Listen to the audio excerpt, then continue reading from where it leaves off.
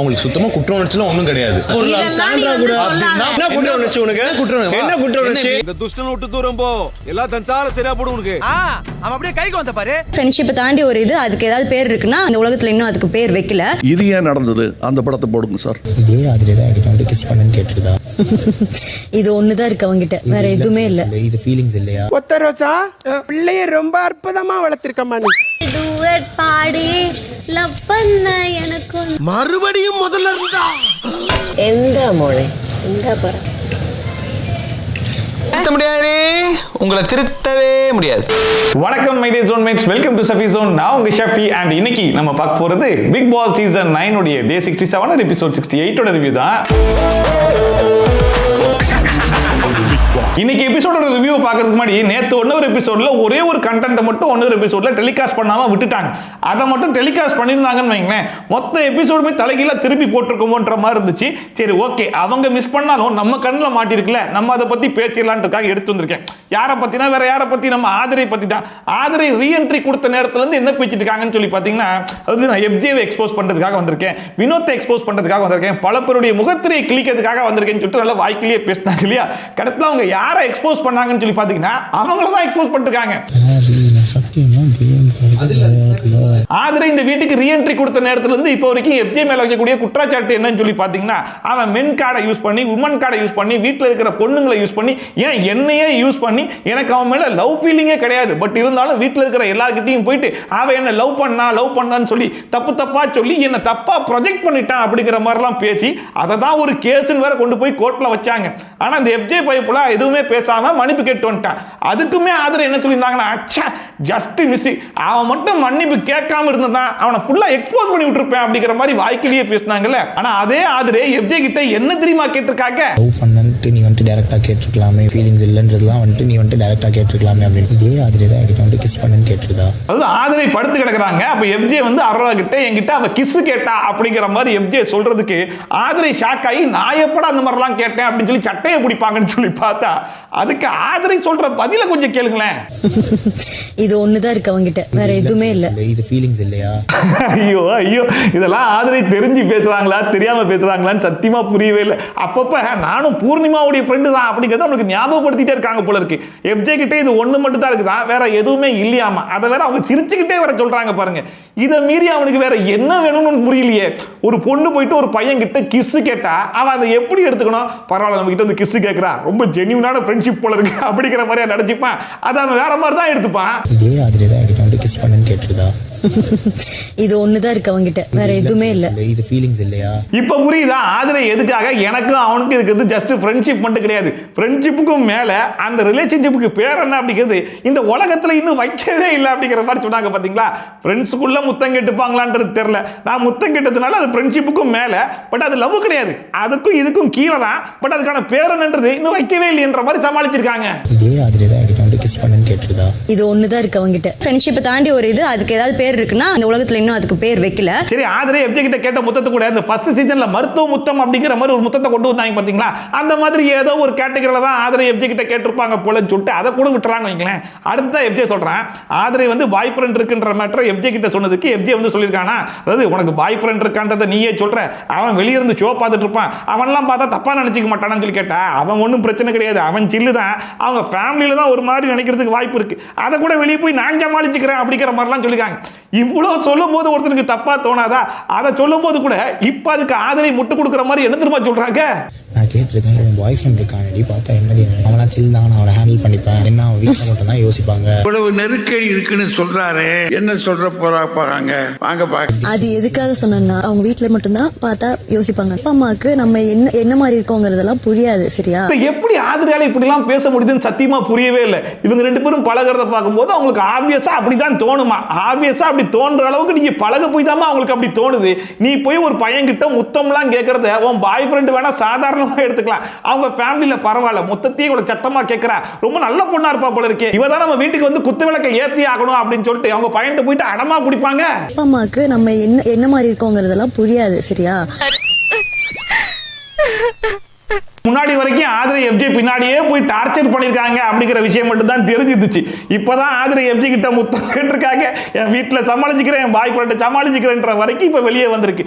ஆக மொத்தத்தில் ஆதிரையுடைய ரீஎன்ட்ரியில அவங்க மற்றவங்களை எக்ஸ்போஸ் பண்ணல, அவங்களே தான் எக்ஸ்போஸ் பண்ணிருக்காங்க. பட் எனக்கு புரியாத விஷயம் என்னன்னு சொல்லி கேட்டீங்கன்னா, இவ்வளவு வேலையும் ஆதிரை பார்த்துட்டு எப்படி எந்த தப்பும் பண்ணாத மாதிரி நான் எஃப்ஜேவை எக்ஸ்போஸ் பண்ணியே காட்டுவேன் பாருன்னு சொல்லிட்டு கேஸ் எல்லாம் போட்டுருக்காங்கன்றது புரியல. இந்த எஃப்ஜேயும் பாருங்க, இப்ப வந்து அரோரா கிட்ட சொல்லக்கூடிய விஷயத்தை எல்லாத்தையுமே அந்த கோர்ட் டாஸ்க்லயே வச்சு சொல்லியிருந்தானா அந்த வீட்டில் இருக்கிற எல்லாருக்குமே ஆதிரைனா யாருங்கிறது தெரிஞ்சிருக்கும், ஆதிரையோட முகத்திரையை கிழிஞ்சிருக்கும், அந்த டாஸ்க்லயுமே கேஸ் வந்து இவனுக்கு சாதகமா தீர்ப்பு வந்திருக்கும்.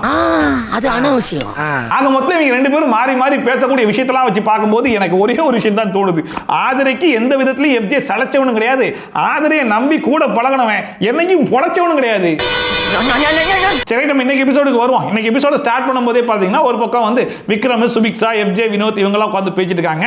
இன்னொரு பக்கம் ஃப்ரேம்ல ஜஸ்ட் காட்டுறாங்க, அந்த ஃப்ரேம்ல கமருதீன் மைக்கு போடாம நிக்கிறாப்ல. மைக்கு போடாம நிக்கிற கமருதீன் கிட்ட போயிட்டு பார்வதி பேசிட்டு இருக்காங்க. இதெல்லாம் பார்க்கும்போது இவங்க எல்லாம் தெரிஞ்சு பண்றாங்களா, தெரியாம பண்றாங்களா, இவங்க எல்லாம் திருந்துவாங்களா மாட்டாங்களா அப்படிங்கிறது தெரியல.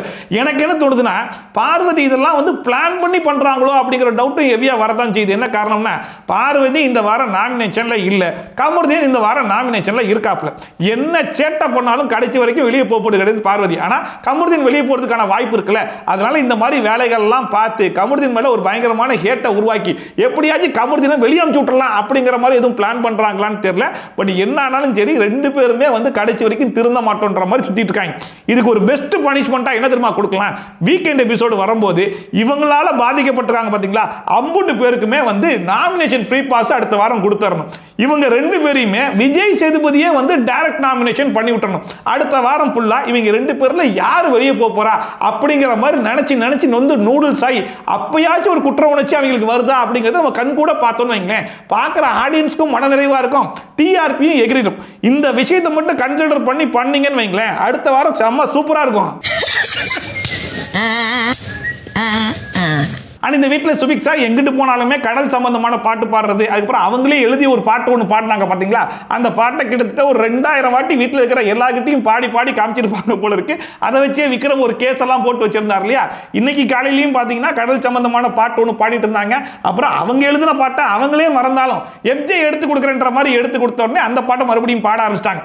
இதுல கடுப்பான எல்லாரும் என்ன பண்ணாங்கன்னா, டவலை சுத்தி கூட்டு போய் ஸ்விம்மிங் பூல்ல போடலாம்னு சொல்லி பார்த்தா ஸ்விம்மிங் பூல் தண்ணியில சுட்டி கீழே போட்டு வந்துட்டாங்க.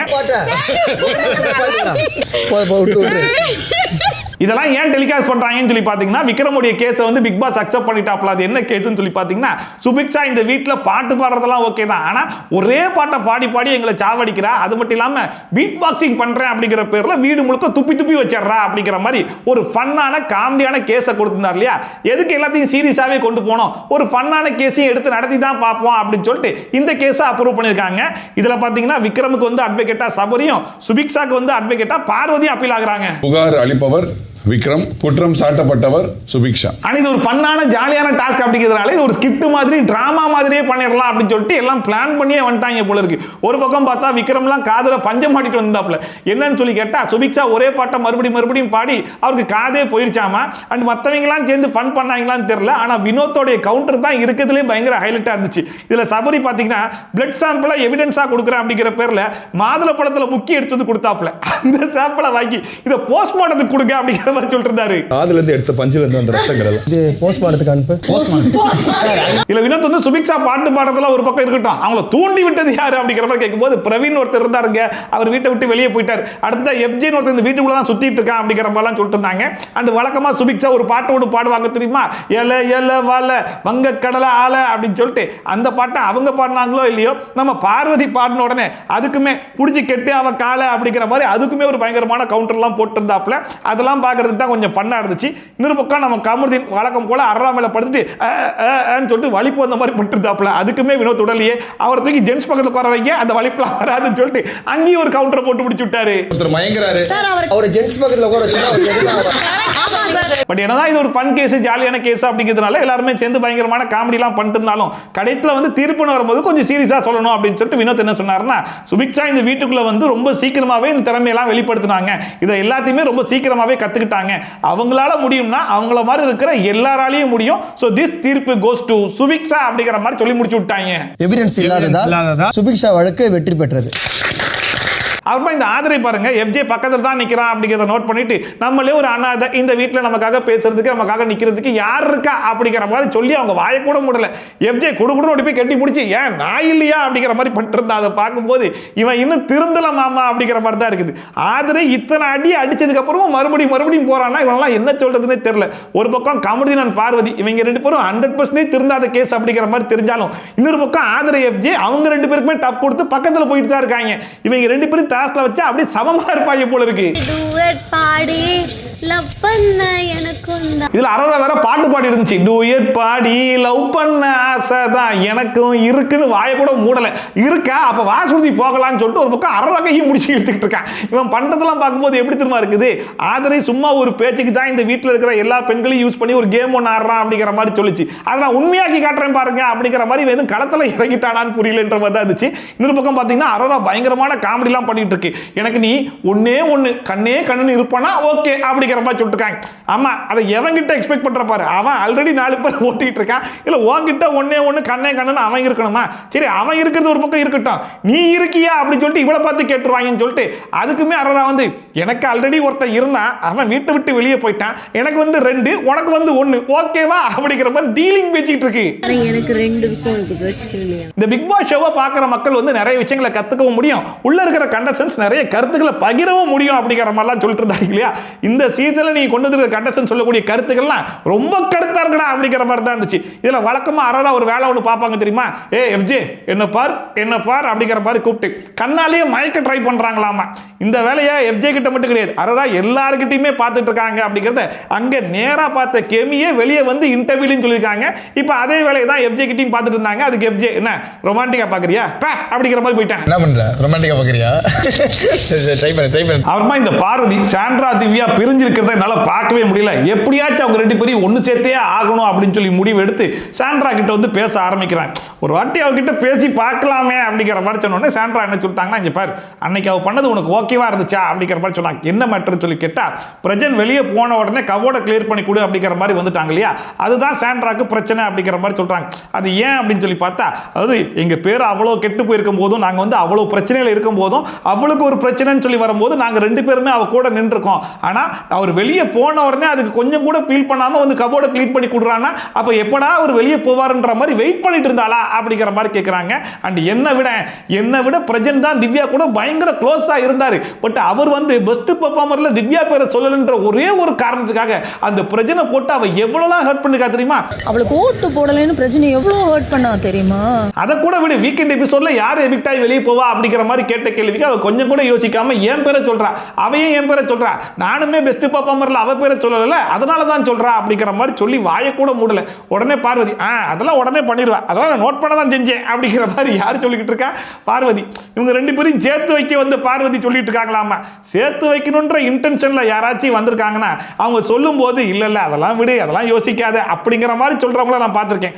கூட சேர்ந்து பெட்ரோல் டீசல்லாம் ஊத்தி கொளுத்தி எரிய விடுறவங்களும் முதல் தடவை இப்பதான் பார்க்கிறேன். ஸோ பார்வதியோட இன்டென்ஷன் ஒன்று இவங்க 2 பேரும் சேர்த்து வைக்கிறது கிடையாது. இப்போதைக்கு அவங்க 2 பேரும் லைட்டா பிரிச்சிருக்காங்க. அந்த லைட்டை கொஞ்சம் ஜென்ம பகையா மாத்தி விட்டுறலாம் அப்படிங்கிற மாதிரி முடிவு பண்ணி வந்து பேசுற மாதிரி தான் இருக்கு. வெளியில போறது யாருன்னு கேட்கும்போது சாண்ட்ரான்னு சொன்னாவ உடனே காட்டிட்டா. ஆமா உடனே அதான் நான் சொல்றேன், உடனே காட்டிட்டா. இதுல பிரஜன் வீட்டை விட்டு வெளியே போன அடுத்த நாளே சாண்ட்ரா போயிட்டு பார்வதி கிட்ட ரொம்ப ஃபீல் பண்ணி ஒரு விஷயத்தை வந்து சொல்லியிருப்பாங்க. அது எப்படி இருந்துச்சுன்னு சொல்லி பார்த்தீங்கன்னா, பிரஜன் வந்து என் மேல கூட பெருசா அக்கறை காட்டல, எப்ப பார்த்தாலும் என்கிட்டயே வந்து திவ்யா ஒழுங்கா சாப்பிட மாட்டா, திவ்யா டென்ஷனா இருக்கா, திவ்யான்னு சொல்லிட்டு என்கிட்டயே வந்து சொல்லிட்டு இருந்தாரு அப்படிங்கிற மாதிரி கன்வே பண்ணாங்க. அதை பார்க்கும்போது எப்படி இருந்துச்சுன்னு சொல்லி பார்த்தீங்கன்னா, ஒருவேளை சாண்ட்ரா வந்து பிரஜனை திவ்யாவோட வச்சு சந்தேகப்படுறாங்களோ அப்படிங்கிற மாதிரி தான் கன்வே ஆச்சு. எல்லாருமே அந்த மாதிரி தான் பேச ஆரம்பிச்சாங்க. ஈவன் வெளியே கூட பிரஜன் கிட்ட இன்டர்வியூல அந்த கேள்வி எல்லாம் கேட்க ஆரம்பிச்சாங்க. பட் சாண்ட்ரா பிரஜனையும் திவ்யாவையும் வச்சு அந்த மாதிரி எதுவும் தப்பாலாம் சந்தேகப்படல அப்படிங்கிற விஷயத்தை இன்னைக்கு சாண்ட்ரா பேசும்போது தான் நமக்கே ஒரு கிளாரிட்டி கிடைக்குது. ஏன்னா சாண்ட்ரா வந்து பார்வதிட்ட என்ன சொல்றாங்கன்னா, பிரஜன் வந்து என் மேல காமிச்ச அக்கறையை விட திவ்யா மேல காமிச்ச அக்கறை தான் அதிகம் அப்படிங்கிற மாதிரி சொல்லிட்டு அடுத்த வார்த்தையா எப்ப பார்த்தாலும் தங்கச்சின்னு சொல்லிட்டு திவ்யா மேல ரொம்ப பாசமா இருந்தாப்ல, அந்த அந்த பாண்டிங் ரொம்ப ட்ரூவா இருக்குன்னு சொல்லிட்டு நானே விலகி நின்னேன் அப்படிங்கிற மாதிரி சொன்னாங்க. இன்னைக்கு தங்கச்சின்னு யூஸ் பண்ண அந்த வார்த்தையை அன்னைக்கே யூஸ் பண்ணியிருந்தா எவனாச்சும் சந்தேகப்பட்டு இவ்வளவு பேசியிருப்பாங்களா அப்படிங்கிற மாதிரி தான் இருந்துச்சு. அண்ட் கடைசியா என்ன சொல்றாங்கன்னா, அவ்வளவு பாசமா இருந்த மனுஷன் வெளியே போன உடனே திவ்யாவுடைய பிஹேவியர் பார்க்கும்போது எனக்கு சுத்தமா பிடிக்கவே இல்லை. அந்த மனுஷன் வெளியே போன உடனே திவ்யா பண்ணதை பார்த்தானே இருப்பாரு, அப்ப அவருக்கு எவ்வளவு ஹர்ட் ஆயிருக்கும் அப்படிங்கிற மாதிரி சொல்லிட்டு இவங்க அழுக ஆரம்பிச்சிட்டாங்க. யாருக்கும் நன்றி இருக்காது, உனக்கு இருக்கணும்ல, நீ மனுஷன் தானே. ஆக மொத்தம் இப்ப சாண்ட்ரா பேசுறதெல்லாம் வச்சு பார்க்கும்போது நம்மளால என்ன புரிஞ்சுக்க முடியுது அப்படின்னு சொல்லி பாத்தீங்கன்னா, ஒரு பக்கம் ஏண்டா உனக்கு பொண்டாட்டின்னு ஒருத்தி நான் இங்க உட்கார்ந்திருக்கேன், என் மேல உனக்கு அக்கறை கிடையாது, ஆனா இப்ப புதுசா வந்து தங்கச்சி மேல உனக்கு இவ்வளவு அக்கறையா அப்படிங்கிற மாதிரி ஒரு பொசசிவ்னஸ் சாண்ட்ராக்குள்ள இருக்கத்தான் செய்யுது அப்படிங்கிறது ஒரு பக்கம் இருந்தாலும், இன்னொரு பக்கம் பிரஜன் வீட்டை விட்டு வெளியே போறார் அப்படிங்கிற மாதிரி தெரியும் போது என்னை விட அதிகமா ஃபீல் பண்ணி அழுதுக்க வேண்டியது திவ்யா தான். ஏன்னா என் மேல காமிச்ச பாசத்தையும் அக்கறையும் விட அந்த மனுஷன் இந்த வீட்டில் இருக்கும்போது திவ்யா மேல தான் அதிகமா காமிச்சிருக்காப்ல. அப்படிப்பட்ட மனுஷன் ஒருத்தர் வீட்டை விட்டு வெளியே போறார் அப்படிங்கும் போது அவ ஃபீல் பண்ணிருக்கணும். அவ ஃபீல் பண்ணாம அந்த மனுஷன் போயிட்டாரா, சரி ஓகே அப்ப பெட்டுக்கு நான் வந்துடுறேன், அந்த கபோர்டை க்ளீன் பண்ணி கூட ட்ரெஸ் எல்லாம் உள்ள வச்சிடுறேன் அப்படிங்கிற மாதிரி ரொம்ப கேஷுவலா இருந்தது வந்து என்னால அக்செப்டே பண்ணிக்க முடியல. என்னை விட அந்த மனுஷன் இவ்வளவு அக்கறையா பாசமா இருந்தாரு, வெளியே போய் பார்க்கும்போது நமக்காக திவ்யா எவ்வளவு ஃபீல் பண்ணிருக்கான்ற மாதிரி பார்க்கும்போது அவ எங்கேயுமே ஃபீல் பண்ணல அப்படிங்கிற விஷயம் அவருக்கு தெரியும் போது அவருக்கு எவ்வளவு ஹர்ட் ஆகும் அப்படிங்கிற விஷயத்தெல்லாம் மண்டைக்குள்ள போட்டு தான் இவ்வளவு ஆதங்கத்தையும் வெளிப்படுத்துறாங்கன்றது மட்டும் நல்லாவே தெரியுது. கொஞ்சம் கூட ஒரு ஹியூமனிட்டி இல்லாம முடியுற ஒரு ஆளால சத்தியமா நான் கேட்கிறேன். பட் இது அப்படியே திவ்யா சைடுல இருந்து யோசிச்சு பார்த்தோம்னு வைங்களேன், திவ்யாவை பொறுத்த வரைக்கும் பெருசா அவங்க வந்து எமோஷன்ஸை வெளிக்காட்டக்கூடிய ஆளான்னு சொல்லி கேட்டீங்கன்னா அதெல்லாம் கிடையவே கிடையாது. ஏன்னா வீக்கெண்ட் எபிசோட்ல விஜய் சேதுபதி பிடிச்சி திட்டிட்டு இருந்தா கூட அவங்க மூஞ்ச நார்மலா வச்சிருக்காங்களா இல்ல விஜய் சேதுபதியை பார்த்து முறைச்சிட்டு இருக்காங்களா அப்படிங்கிறதே கண்டுபிடிக்க முடியாது. கேட்டா யோசிச்சுட்டு இருந்தேன் அப்படிங்கிற மாதிரிலாம் சொல்லக்கூடிய ஆள் தான். ஈவன் பிரஜன் எவிக்ட் ஆகி வெளியே போகாம ஈவன் சாண்ட்ரா எவிக்ட் ஆகி வெளியே போயிருந்தா கூட பிரஜன் கிட்ட போயிட்டு இந்த மாதிரி கேஷுவலா தான் பேசியிருப்பாங்க, ரொம்ப அழுது ஆர்ப்பாட்டம்லாம் பண்ணிருக்க மாட்டாங்க. புருஷன் வீட்டை விட்டு வெளியே போறதுக்கும் கூட பழகின ஒரு மாசம் பழகின ஒருத்தர் வீட்டை விட்டு வெளியே போறதுக்கும் ஒரு டிஃபரன்ஸ் இருக்குல்ல. நீங்க உங்களுடைய எமோஷனை இந்த அளவுக்கு காமிச்சிட்டீங்க அப்படிங்கிறதுனால என்னை விட நீ அதிகமா காமிச்சு தான் ஆகணும் அப்படிங்கிற மாதிரி இன்னொரு ஆள்கிட்ட எதிர்பார்க்கறது எந்த விதத்துல நியாயம்ன்ற மாதிரி தான் இருக்கு. என்னை விட அவர் அவ்வளோ பாசமா தங்கச்சின்னு வந்து பயங்கரமா இது பண்ணி வச்சிருந்தாரு. ஓகேவா, அப்புறம் இந்த பிக் பாஸ் ஷோக்குனே உண்டான அந்த ட்ரேட்மார்க் கண்டென்ட் அப்படிங்கிற மாதிரி சொல்லுவாங்க பாத்தீங்களா, அந்த கண்டென்ட் தூக்கிட்டு வந்துட்டாங்க. அதாவது வினோத் வந்து சொல்றாப்ல, கமருதீன் வந்து ஃபர்ஸ்ட் அரவா கிட்ட ட்ரை பண்ணிட்டேன், அடுத்தா பாத்தீங்கன்னா வியானா கிட்ட ட்ரை பண்ணிட்டேன், நீ மூணாவது நீ இல்லைன்னு சொல்லிட்டேன்னு வையேன், நாலாவதா ரம்யா கிட்ட போயிடுவான் அப்படிங்கிற மாதிரி பார்வதி கிட்ட சொல்லிட்டு இருக்காங்க. இன்னொரு பக்கம் சாண்ட்ரா சொல்றாங்க, அதாவது எல்லா பக்கமும் ட்ரை பண்ணி பார்க்கணும், எது செட் ஆகுதோ அதை தூக்கிடணும்ல அப்படிங்கிற மாதிரி அவங்க தான் சொல்றாங்கன்னா, இன்னொரு பக்கம் பார்வதியே ஆமா வலைய மொத்தமா போட்டு பார்க்கணும், எந்த மீன் மட்டும் தூக்கிடணும்ல அப்படின்னு சொல்லிட்டு இதெல்லாம் காமெடியா பேசிட்டு இருக்காங்களாமா. அதுக்கப்புறமா ரம்யா கேட்கறாங்க கமருதீனை பார்த்து, இந்த வீட்டில் நீ யார் யாரை என்னென்ன ரிலேஷன்ல பாக்குறன்ற மாதிரி சொல்லு அப்படிங்கிற மாதிரி சொன்னா, அந்த மனுஷன் பாருங்க வினோத் சொன்னது சரிதான்ற மாதிரி, நான் ரம்யா வியானா அரோரா இந்த பார்வதி இவங்க 4 பேரும் தான் ஃப்ரெண்டா பாக்குறேன், மத்த எல்லாரும் சிஸ்டர்ஸ் அப்படிங்கிற மாதிரி சொல்றாப்ல. அதுலயும் குறிப்பா பார்வதி மட்டும்தான் இந்த வீட்டில் பெஸ்டி அப்படிங்கிற மாதிரி சொன்னாப்லையா. சரி ரைட், பெஸ்டிங்கிறத நீ இங்க சொல்ற, இது நீ அரோரா முன்னாடி சொல்லுவியான்னு சொல்லி கேட்டா கூப்பிடுங்க சொல்றேன் அப்படிங்கிற மாதிரி சொல்லிட்டாப்ல. உடனே அரோரா அங்கிருந்து வந்துட்டாங்க. அரோரா முன்னாடியுமே பார்வதி மட்டும்தான் பெஸ்டி, மத்த எல்லாருமே ஃப்ரெண்டு தான் அப்படிங்கிற மாதிரி சொல்லிட்டாப்ல. இது வரைக்கும் கூட கொஞ்சம் நார்மலா தான் போயிட்டு இருந்துச்சு. அடுத்த வினோத் கிட்ட கேட்டா அந்த மனுஷன் என்ன தெரியுமா சொல்றாப்ல, வியானா வந்து ஃப்ரெண்டாமா, இதுல ஃபர்ஸ்ட் பொண்டாட்டி வந்து அரோராமா, ரெண்டாவது பொண்டாட்டி வந்து ரம்யா அப்படிங்கிற மாதிரி சொல்லிட்டு இருக்காப்ல. இவர் வந்து ஃபன்னுக்கு ஜாலிக்கு தான் சொல்றாப்ல அப்படிங்கிறதுலாம் நமக்கு தெரியுது. பட் அவங்க வீட்டில் இவர் சொல்றதெல்லாம் பார்க்கும்போது அவங்க இதை எப்படி எடுத்துப்பாங்கன்றது இருக்குல்ல. இவர் சொன்னது மட்டும் இல்லாம அரோரா கிட்ட கேட்டா அரோரா என்ன தெரியுமா சொல்லுது, இவர் 2 குட்டி போடலனா இவருடைய லவ்வர், இவர் 2 குட்டி போட்டதுனால கார்டியனாமா, கல்யாணம் ஆகி 2 குட்டி போட்டதுனால நீ வந்து என்னோட கார்டியன் குட்டி. பிக் பாஸ் பார்த்தாப்ல சும்மாவே கமெண்ட் செக்ஷன்ல வந்து இது விஜய் டிவியா இல்ல மாமா டிவியான்னு கேட்டுக்கிட்டு இருக்காங்க. இவங்க பேசி பேசி அதை கன்ஃபார்ம் பண்ணிடுவாங்க போல இருக்கு அப்படின்னு சொல்லிட்டு, எப்பா போதும் போதும் அரோரா நீ வந்து கன்ஃபெஷன் ரூமுக்கு வாமா அப்படிங்கிற மாதிரி கூப்பிட்டாப்ல. அதை பார்த்த உடனே அரோராவுடைய கேஸை தான் எடுக்க போறாங்க அப்படிங்கிற மாதிரி தெரிஞ்சு போச்சு. அதை கேட்ட உடனே யார் பதறாங்களோ இல்லையோ பார்வதி தான், அப்ப என் மேல தான் கேஸா அப்படிங்கிற மாதிரி ஒரு பக்கம் கமருதீன் கேட்டிருந்தாங்க. இல்ல உன் மேல எல்லாம் கேஸ் கிடையாது அப்படிங்கிற மாதிரி அந்த மனுஷன் கான்ஃபிடென்ட்டா வர சொல்லிட்டு இருக்காப்ல. என்னடா கேஸா இருக்க போது ஏதோ டிஸ்கஸ் பண்ணலாம். அண்ட் இப்பயுமே பாருங்க பார்வதி வந்து நான் திருந்த மாட்டேன் அப்படின்னு சொல்லிட்டு கமருதீனை பார்த்து மலையாளத்துல எந்த மோனே அப்படின்னு சொல்லிட்டு ஏதோ ஒன்று பேசிட்டு இருக்காங்க. அதுக்கப்புறமா வாயாசிச்செல்லாம் பேசிட்டு இருக்காங்க. அப்ப கமருதீன் தான் வேணாம் பிக் பாஸ் குழந்தைங்களா அப்படின்னு சொல்லிட்டு அந்த மனுஷன் வந்து சமாளிக்கிறாப்ல. ஆக மொத்தத்தில் கமருதீன் கொஞ்சம் கான்சியஸா இருக்காப்ல, இது தப்பு, இது பண்ணக்கூடாது அப்படின்னு சொல்லிட்டு. ஆனா வாலண்டரா பார்வதி மறுபடியும் இந்த விஷயத்தை கொண்டு வந்து கமருதீன் கிட்டே பண்ணிட்டு இருக்கதெல்லாம் பார்க்கும்போது எப்படியாச்சும் இந்த வாரம் கமருதீனை பேக் பண்ணி அனுப்பிடணும் அப்படிங்கிறதுக்காகவே வாலண்டரா பண்ற மாதிரி தான் இருக்கு. எந்த மோளே இந்த பாரு அண்ட் ஃபைனலா அரோரா யார் மேல கேஸ் போட்டிருக்கா அப்படின்னு சொல்லி பார்த்தா அது பார்வதி மேல தான் போட்டிருக்காங்க அப்படிங்கிறது கன்ஃபார்ம் ஆகி போச்சு. என்ன கேஸ் அப்படின்னு சொல்லி பார்த்தா பார்வதி என்னை பத்தி பல பேர்கிட்ட அவதூறு பரப்புறாங்க, நான் நாமினேஷன்ல வரலன்னா அதை போய் எல்லார்கிட்டையும் சொல்றது மட்டும் இல்லாம என் பேரை சொல்லி நாமினேட் வர பண்ண சொல்றாங்க, நான் இந்த வீட்டை விட்டு எவிக்ட் ஆகி வெளியே போகணும்னு சொல்லிட்டு ரொம்ப ஆவலா காத்துக்கிட்டு இருக்காங்க, இதுதான் கேஸ் அப்படிங்கிற மாதிரி சொல்லிட்டாங்க. இதுக்கு ஜட்ஜா பாத்தீங்க அப்படின்னா ஆரம்பத்தில் அந்த தலை டாஸ்க்ல பாத்தீங்கன்னா ஒரு காம்போ வந்தாங்க பாருங்க, அதே காம்போ தான் ஜட்ஜா வந்திருந்தாங்க, கனியன் சாண்ட்ரா அப்படின்னு சொல்லிட்டு. இதுல அரோராவுடைய லாயரா யார் வந்திருக்கான்னு சொல்லி பார்த்தா விக்ரம் தான் வந்திருக்காப்ல. பார்வதியோட லாயரா வந்து யார் வந்திருக்கான்னு சொல்லி பார்த்தா கமருதீன் வந்திருக்காப்ல. சரி, கமருதீன் ஆச்சு புதுசா லாயரா வந்திருக்காரு, ஓகே. ஆனா எல்லா கேஸ்லயுமே எப்படி சுத்தினாலும் இந்த விக்ரம் வந்து வந்துடுறாப்ல. ஒரே ஆள் மறுபடியும் எல்லா கேஸையும் ஹேண்டில் பண்றதை பார்க்கும்போது ஆடியன்ஸா நமக்கே போர் அடிச்சிடாதா? என் கட்சிக்காரர் அரோரா கமருதீன் என்ற நபருடன் இந்த கமருதீனை பாருங்க, எந்தெந்த கேஸ்லாம் போய் இன்வால்வ் ஆக கூடாதோ அந்த கேஸ்லாம் இந்த மனுஷனே வாலண்டரா போய் இன்வால்வ் ஆயிராப்ல. இதுக்கு முன்னாடி எஃப்ஜேக்கும் பார்வதிக்கும் ஒரு பிரச்சனை வரும்போது இந்த மனுஷன் தான் மெயின் எவிடன்ஸாவே இருந்திருக்கணும். ஆனா தவாலியா வர அப்படிங்கிற மாதிரி கை தூக்கி உள்ள போய் காமிச்சாப்ல. கரெக்டா அந்த மனுஷன் வந்து எவிடன்ஸா கூட வர முடியாம போயிடுச்சு. இப்போ இந்த கேஸ்லயும் ஸ்ட்ராங்கான எவிடன்ஸா இந்த மனுஷன் தானே இருக்கணும். ஆனா இவரே லாயரா போயிட்டாப்ல. ஃபர்ஸ்டா விக்ரம் தான் ஆரம்பிச்சாப்ல. அரோராக்கும் கமருதீனுக்கும் ஒரு நல்ல ஃப்ரெண்ட்ஷிப் இருந்துச்சு. அது எங்க பயங்கரமா வெளிப்பட்டுச்சுன்னா இந்த ஐஸ்கிரீம் டாஸ்க்ல தான். ரெண்டு பேரும் மாறி மாறி ஐஸ்கிரீம் கொடுக்கறத பார்த்து வீட்டுல பாராட்டாத ஆளே இல்லைன்ற அளவுக்கு எல்லாருமே பாராட்டிட்டாங்க. அதை தப்பா புரிஞ்சுக்கிட்டு கொஞ்சம் பொசசிவ்னஸ்ல பார்வதி என்ன பண்ணிட்டாங்கன்னா எல்லார்கிட்டையும் போயிட்டு அரோரா பேரையே சொல்லி நாமினேட்லாம் பண்ண சொல்லிட்டாங்க, அது தப்பு தானே அப்படிங்கிற மாதிரி கேட்டாப்ல. இன்னொரு பக்கம் கமருதீன் வந்து கமருதீனாவே பேசுறேன் அப்படிங்கிற மாதிரி கமருதீனுக்காக பேசிட்டு இருக்காப்ல. அது கமருதீன் என்ன பண்ணிட்டாப்ல, ரெண்டு பக்கமே கொஞ்சம் அன்பை காட்ட ஆரம்பிச்சாப்ல. பட் ஒரு ஸ்டேஜுக்கு அப்புறம் அந்த அன்பு ஒரு பக்கம் மட்டும் ஓவர்ஃப்ளோ ஆயிடுச்சு அப்படிங்கிற மாதிரி சொன்னாப்ல. அது எந்த பக்கம் அப்படிங்கிற மாதிரி கேட்டா அது வந்து பார்வதி பக்கம். அது லவ்வாவும் இன்னொரு பக்கம் பார்த்தா ஃப்ரெண்ட்ஷிப்பாவும் இருந்துச்சு அப்படிங்கிற மாதிரி சொன்னாப்ல. பட் என்னதான் இருந்தாலும் அரோரா கூட நான் பழகும் போது அதுல வந்து சின்ன பொசசிவ்னஸ் பார்வதிக்கு வரதான் செஞ்சிச்சு, மத்தபடி வேற எதுவும் இல்ல அப்படிங்கிற மாதிரி பொசசிவ் ஆச்சுன்றதை இந்த மனுஷனே மறுபடியும் கன்ஃபார்ம் பண்ணிட்டு போறாப்ல. இல்ல இது வந்து ஒரு நல்லா இல்ல, நான் பாக்குறதுக்கு எனக்கு பிடிக்கலன்ற மாதிரி பொசசிவ்னஸ் வந்து வந்திருக்கிறது. அதை பார்க்கும்போது இதுக்கு முன்னாடி டாஸ்க்லாம் ஆளாளுக்கு ஒரு லாயர் கொடுத்தீங்க, ஆனா இந்த வாட்டி மட்டும் அரோராக்கே 2 லாயர் கொடுத்துருக்கீங்களே, பார்வதிக்கு லாயரே இல்லையே, இது என்னன்னா நாயம் அப்படிங்கிற மாதிரி தான் இருந்துச்சு. ஏன்னா விக்ரமும் அரோராக்கு சப்போர்ட் பண்ணி தான் பேசுறாப்ல. இன்னொரு பக்கம் கமருதீன் பார்வதிக்கு சப்போர்ட் பண்ணி பேசுறேன்ற பேர்ல அரோராக்கு தான் சப்போர்ட் பண்ணி பேசிட்டு இருக்காப்ல.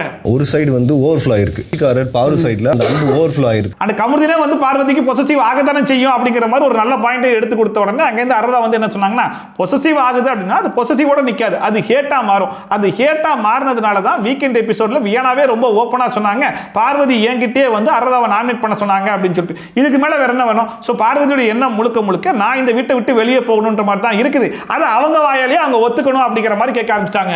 இதெல்லாம் நான் பண்றதுக்கு ஒரு டெஸ்பரேஷன் ரீசன், வாயால இந்த வார்த்தையை ஒத்துக்கிட்டாங்கன்னா எனக்கு போதும். இன்னொரு பக்கம் பார்வதி என்ன சொன்னாங்கன்னா, எனக்கும் கமருதீனுக்கும் உண்டான ஃப்ரெண்ட்ஷிப் வந்து நார்மல் ஃப்ரெண்ட்ஷிப் கிடையாது, மோர் தென் ஃப்ரெண்ட்ஷிப் அப்படிங்கிற மாதிரி சொன்னாங்க. பட் இந்த ஃப்ரெண்ட்ஷிப்புக்கெல்லாம் பேர் இருக்கு போல இருக்கு, ஆதிரை மாதிரி பேர் வைக்காம விடல. பட் இவங்க என்ன சொல்றாங்கன்னா, எங்க 2 பேருக்கு இப்படி ஒரு ரிலேஷன்ஷிப் இருக்கு அப்படிங்கிற மாதிரி தெரியும் போது கூட பெண் தோழியா இவங்க போயிட்டு அவங்க கிட்ட பயங்கர க்ளோஸா நெருக்கமா பழகும் போது எனக்கு ஹர்ட் ஆகத்தான் செய்யும். நான் தான் போயிட்டு இந்த ட்ரையாங்கிள்லாம் வேணாம் அப்படிங்கிற மாதிரி முடிக்க பார்த்தேன். பட் இருந்தாலும் அரோரா வந்து என்னையும் கமருதீனையும் பத்தி நிறைய பேர்கிட்ட அவதூறுலாம் பரப்பத்தான் செஞ்சாங்க. என்ன ஹர்ட் பண்ணணும் அப்படிங்கிறதுக்காகவே வேணும்னே போயிட்டு கமருதீன்ட்ட பயங்கர க்ளோஸாலாம் பழகத்தான் செஞ்சாங்க. அது எனக்கு ஹர்ட் ஆக தான் செஞ்சிச்சு அப்படிங்கிற மாதிரி சொன்ன உடனே சாண்ட்ரா வந்து சரி அப்படி ஹர்ட் ஆச்சுல, அது மூலியமா உங்க 2 பேருக்குள்ள பிரச்சனை வந்திருக்கான்னு சொல்லி கேட்டா ஆமா பிரச்சனை வந்திருக்கு அப்படிங்கிற மாதிரி சொல்றாங்க. உங்களுக்கும் கமருதீனுக்கும் இருக்கிற ரிலேஷன்ஷிப்ல ஏதாவது பிரச்சனை வந்திருக்கா? ஆமா. அண்ட் இந்த ஜட்ஜஸ்லயுமே பாத்தீங்க அப்படின்னா சாண்ட்ரா ஒரு பக்கம் பார்வதிக்கு தான் முழுக்க சப்போர்ட் பண்ணணும் அப்படின்னு சொல்லிட்டு முடிவு பண்ணி தான் உட்கார்ந்திருக்காங்கன்றது அவங்க பேசுறதுல நல்லாவே தெரியுது. இன்னொரு பக்கம் கனியுமே பாத்தீங்க அப்படின்னா முழுக்க அரோரா விக்ரம் இவங்க 2 பேருக்கு தான் சப்போர்ட் பண்ணணும் அப்படின்னு சொல்லி முடிவு பண்ணி உட்கார்ந்திருக்காங்கன்றது நல்லாவே தெரியுது. சோ தீர்ப்பு ஆரம்பத்திலே தெரிஞ்சு போச்சு. ஆனா இவங்களுக்குள்ள தான் வாக்குவாதம் பண்ணிட்டாங்க. இதுல வேற பார்வதி வந்து கணம் வக்கீல் அவர்களே அப்படிங்கிற மாதிரி சொல்லும்போது பின்னாடி பாத்தீங்கன்னா வினோத் அவர் கணமா இருக்கார்ல அதனால தான் சொல்றாரு அப்படிங்கிற மாதிரி ஒரு காமெடி அடிச்சு விட்டாப்ல. அது வினோத் பொறுத்த வரைக்கும் நல்ல ஹியூமர் சென்ஸ் இருக்கு, நல்ல காமெடி டைமிங்லாம் இருக்குது, ஓகே தான். ஆனா அங்கங்க பாடி ஷேமிங் காமெடி ஒன்று பண்ணி விட்டுவார் அப்படிங்கிற மாதிரி சொல்லுவோம் தெரியுமா, அந்த வேலையை தான் அந்த மனுஷன் எங்கேயுமே பார்த்தாப்ல. அதை கேட்டு விக்ரம் வந்து பயங்கரமா டென்ஷனாகி கத்தி விட்டாப்ல. தேவையில்லாம கமெண்ட் பாஸ் பண்ணிருக்காரு, கனமா இருந்தா என்ன தின்னா உங்களுக்கு என்னங்க. பார்வதி என்ன சொன்னாங்கன்னா, ஒரு நாள் கமருதீன் வந்து அரோராவை தூக்கி வெயிட் லிஃப்டிங் பண்ணிட்டு இருந்தாரா, அதை பார்த்து பார்வதி வந்து அந்த மாதிரிலாம் பண்ணக்கூடாது புரியுதா அப்படிங்கிற மாதிரி கண்ணிலேயே வந்து ஃபேஷியல் எக்ஸ்பிரஷன்லாம் காமிச்சாங்களா. அதை வந்து கமருதீன் கரெக்டா கேட்சப் பண்ணி அரோரா கிட்ட இருந்து விலகி வந்துட்டாராமா அப்படிங்கிற மாதிரி சொன்ன உடனே இன்னொரு பக்கம் விக்ரம் என்ன சொன்னார்னா, டே 1ல இருந்தே அரோராவும் கமருதீனும் ஃப்ரெண்டு தான், பட் எனக்கே ஒரு நாள் வெயிட் லிஃப்டிங் பண்ணும்போது நீங்க ஒரு மாதிரி அவரை பார்த்துருக்கீங்க அப்படிங்கிற மாதிரி சொன்னாரா. ஒரு மாதிரினா என்ன சொல்ல வரீங்க அப்படின்னு கேட்டாங்க.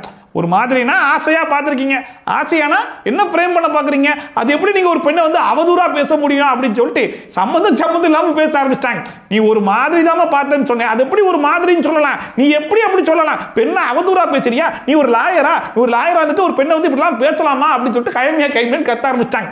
எங்கடா ஏதாச்சும் ஒரு வார்த்தையை விடுவான், அந்த வார்த்தையை பிடிச்சிட்டு பிரச்சனை பண்ணலாம், கேஸை டைவர்ட் பண்ணலாம் அப்படிங்கிற மாதிரியே பார்த்து அதை பிடிச்சி ஒரு பிரச்சனை பண்ணிருந்தாங்க. இந்த பிரச்சனையிலுமே பார்த்தீங்க அப்படின்னா ஒரு பக்கம் சாண்ட்ரா வந்து பார்வதிக்கு சப்போர்ட் பண்ணி விக்ரம் நீங்க அந்த மாதிரிலாம் பேசக்கூடாது, அதெல்லாம் நீங்க அவாய்ட் பண்ணுங்க அப்படிங்கிற மாதிரி சொல்ல ஆரம்பிச்சாங்க. கனி வந்து விக்ரமுக்கு சப்போர்ட் பண்ணி நீங்க எந்த மாதிரி சொன்னீங்க, அவங்க சொன்ன அந்த மாதிரியா எந்த மாதிரி அப்படிங்கிற மாதிரிலாம் கேட்டிருக்காங்க.